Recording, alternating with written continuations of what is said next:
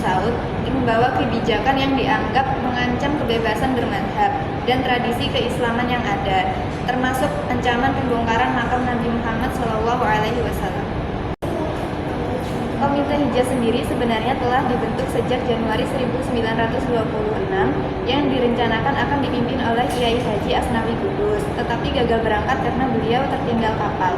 Kemudian NU mengirim telegram berisi 5 tuntutan yang disampaikan ke Forum Muktamar Dunia Islam 1926.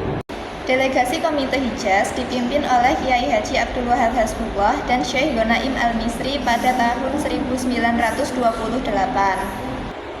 Delegasi Komite Hijaz baru benar-benar diberangkatkan pada 1928 karena NU sebagai organisasi yang mengirim delegasi tersebut lebih mendahulukan penataan dan penguatan internal organisasi seperti pemenuhan perlengkapan struktur serta memperluas jaringan secara regional tetapi juga nasional. Karena yang dihadapi delegasi Hijaz ini adalah pemerintahan negara yaitu Kerajaan Saudi Arabia, maka yang awalnya menggunakan rencana diskusi berubah menjadi diplomasi. Untuk bisa melakukan diplomasi, diperlukan kemampuan yang seimbang. Oleh karena itu, NU perlu memperkuat status dirinya. Setelah NU menjadi organisasi yang tertata rapi dan mendapat dukungan kuat dari para ulama, barulah NU merasa siap untuk melaksanakan misi diplomatik tersebut. Pada 7 Syawal 1346 Hijriah atau bertepatan dengan 29 Maret 1928 Masehi, delegasi ini menuju Singapura untuk menyatukan ulama yang ada di sana dan menyampaikan misi mereka. Gerakan ini mendapatkan persetujuan dari para ulama yang ada di sana dan pada saat itulah didirikan cabang NU di Singapura. Setelah sekitar 15 hari berada di Singapura, perjalanan ke Tanah Suci kembali dilanjutkan dan tiba di Mekah pada 17 Dzulqa'dah 1336 Hijriah atau 7 Mei 1928 Masehi.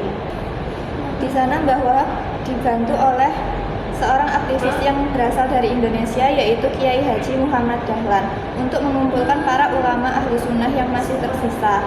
Mereka yang tertindas dan sudah putus asa itu berhasil dimotivasi sehingga ikut memberi dukungan dalam memperjuangkan misi penting ini.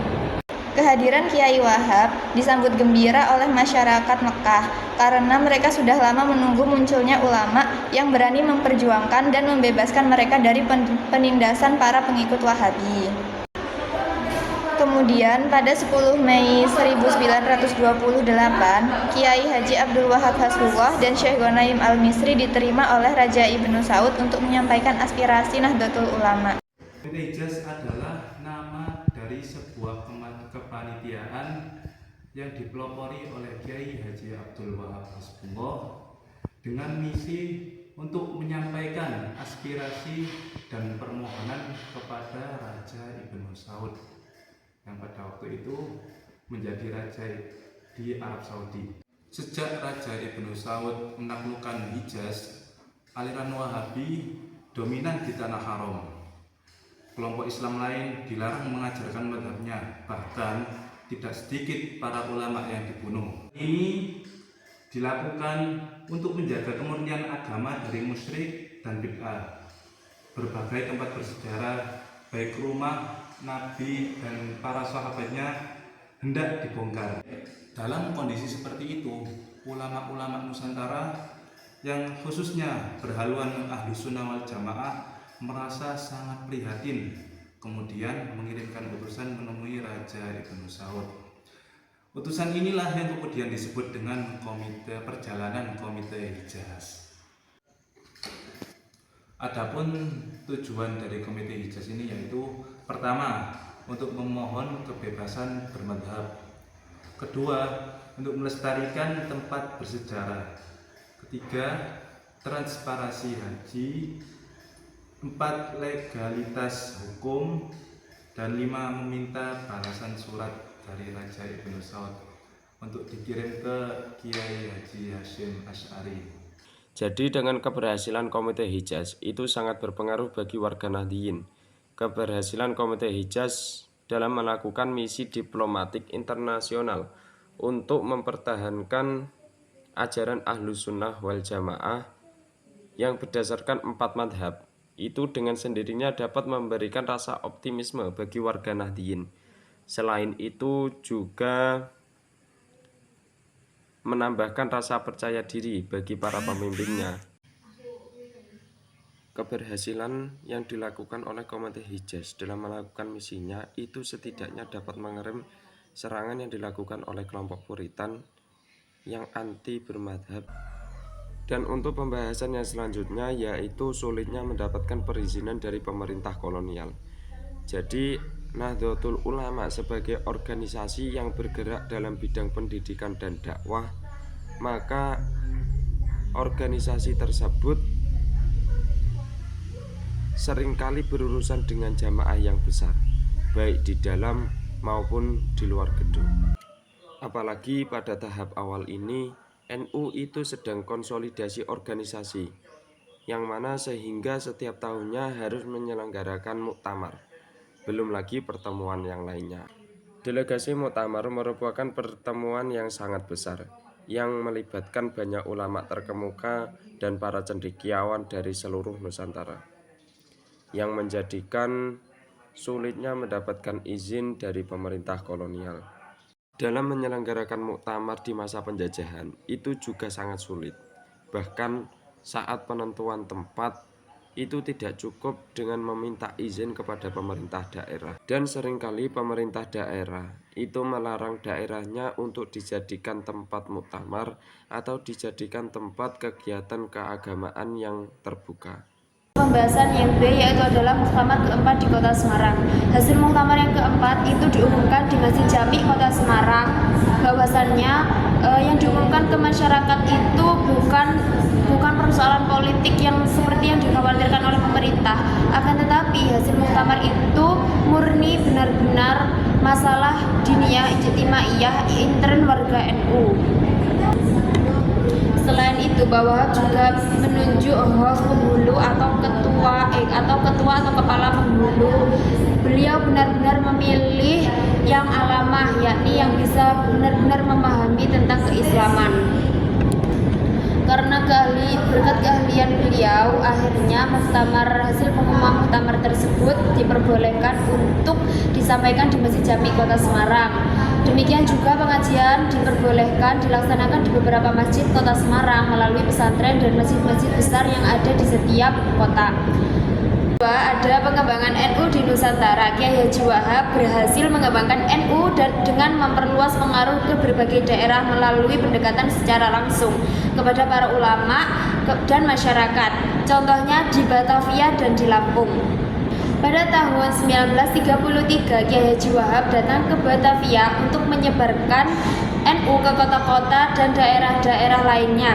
Kehadiran beliau disambut 800 ulama tidak hanya dari Batavia, tetapi juga dari daerah Banyuwangi, Tasikmalaya hingga Manes, Banten. Dalam pertemuan ini, Kiai Haji Wahab menjelaskan terjadinya krisis ini terjadi di kalangan umat Islam akibat penjajahan, sehingga keimanan menipis, perilaku jauh dari agama. Untuk itu NU kembali ke organisasi Islam siap untuk menegakkan kembali semangat syariah. Bahkan sesepuh di Batavia yaitu Syed Ali Al-Habsyi siap bergabung untuk mendukung cita-cita NU. Hasil pertemuan dengan ulama Betawi itu sangat konkret. Maka di akhir pertemuan disepakati bahwa nantinya kongres atau muktamar NU ke-8 tahun 1933 yang akan datang diselenggarakan di kota Batavia. Kelihatan Belanda tidak kuasa lagi menghalangi perkembangan pengembangan NU karena hadapan dudukan masyarakat terhadap jamiah ini begitu besar. Di sini saya akan mempresentasikan sejarah dan juga peran GP Ansor. GP Ansor didirikan pada tanggal 24 April 1934 Masehi atau bertepatan pada 10 Muharram 1353 Hijriah di Banyuwangi, Jawa Timur.